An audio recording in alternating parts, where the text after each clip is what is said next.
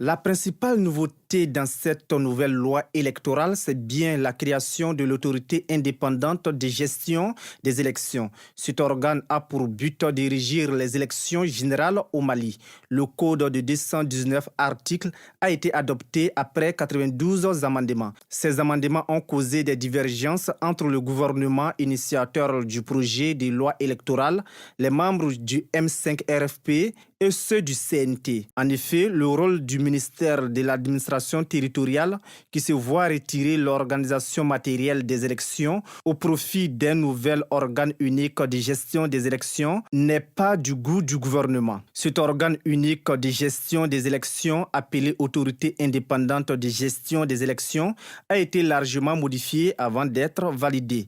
De 7 membres, dont 4 nommés par le Premier ministre, il passe à 15 membres, dont 3 nommés par le président et un seul par le Premier ministre. Les partis politiques et la société civile doivent eux aussi en désigner 7. Les autres seront nommés par divers pouvoirs publics.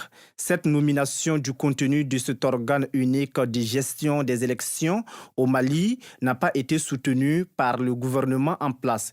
Plusieurs ministres estiment que le document adopté n'est pas celui qu'ils ont validé et qui devrait apporter des solutions aux différentes crises maliennes. D'un autre côté, le mouvement du 5 juin et Rassemblement des forces patriotiques accuse ces amendements des membres du CNT apportés à la dite loi avant sa validation. À cet effet, ces membres demandent au président de la transition Assimi Goïta de ne pas promulguer la loi électorale amendée par le CNT, d'accélérer la reconstitution du CNT, accuse le CNT d'avoir dénaturé le projet de loi électorale de nature à déstabiliser la transition et indexe le CNT de créer une crise institutionnelle au sein de la transition.